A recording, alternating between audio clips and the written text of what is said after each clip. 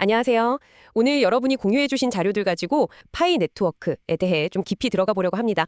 이게 보니까 뭐 기술적인 이야기도 물론 있고요. 현재 금융 시스템 변화나 미래 사회에 대한 좀 과감한 예측 이런 것까지 정말 다양하더라고요. 네, 맞습니다. 상당히 흥미로운 내용들이 많았어요. 어떤 자료에서는 기존 중앙은행 시스템이 좀 바뀔 수 있다, 뭐 이런 가능성이나 아니면 그 양자금융 시스템, QFS라고 하죠. 이런 새로운 개념이 등장할 수 있다. 그러면서 이제 파이 네트워크가 여기서 뭔가 역할을 하지 않을까 하는 그런 기대, 이런 게 보이더라고요. 네. 브릭스 국가들 움직임이라던가 아니면 금 기반 통화로 다시 돌아간다거나 이런 좀 거시적인 변화들이 파이 채택의 배경이 될 수 있다. 이런 분석도 있었고요. 심지어는 뭐 딥스테이트 같은 약간 음모론적인 개념도 있었고요.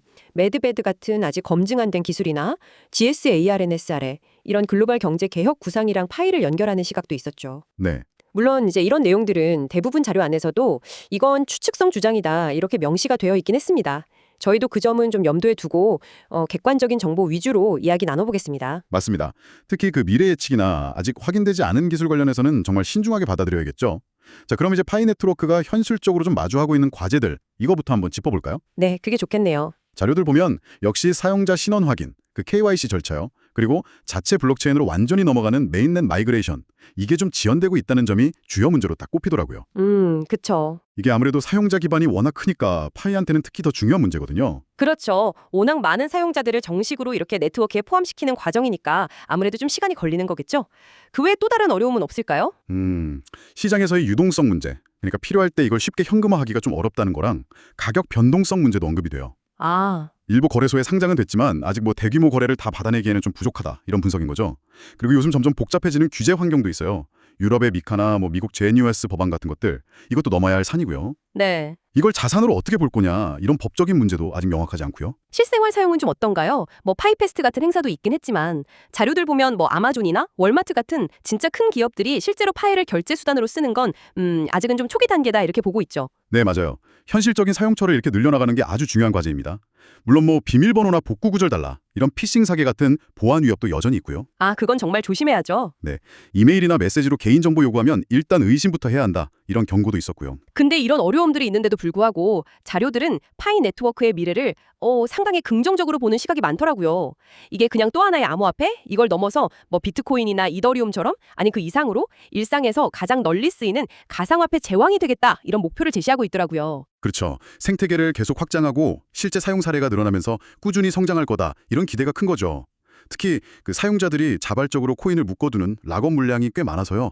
시장에 풀리는 유통량이 좀 제한적이거든요. 네. 근데 이게 오히려 장기적으로 봤을 때 가격 상승에는 좀 긍정적일 수 있다. 이런 분석도 흥미로웠습니다. 락업이 가격 안정이나 상승 요인이 될 수 있다. 뭐 일리는 있는 분석 같은데요. 근데 그만큼 또 당장 사용하거나 거래할 수 있는 코인은 줄어드는 거 아닌가요? 이 균형은 어떻게 맞춰가야 할까요? 아, 좋은 지적이십니다. 자료에서도 사실 이 부분에 대해서 명확한 답을 준다기보다는요. 그 스탠포드 대학 출신 개발팀이 계속 혁신하려고 노력하고 있다. 그리고 전략적 침묵을 지키고 있다. 여기에 좀 기대를 거는 모습이에요. 전략적 침묵이요? 네, 창립자인 디콜라스 코칼리스 박사가 핵심 정보를 일부러 공개 안 하는 게 뭐 아이디어 뺏길까 봐 아니면 개발에 집중하려고 혹은 규제가 좀 명확해질 때까지 기다리는 전략일 수 있다.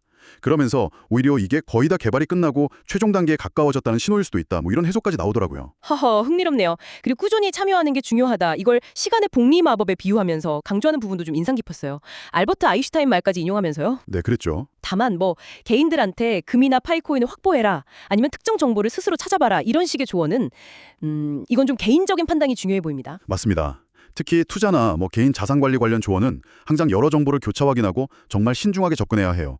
자료 자체에서도 이 점은 여러 번 강조하고 있고요. 네, 오늘 이렇게 쭉 살펴본 것처럼 파이 네트워크는 금융 주권이나 경제적 자유 같은 정말 거대한 비전을 내세우면서 기대를 많이 받고 있는 건 분명합니다.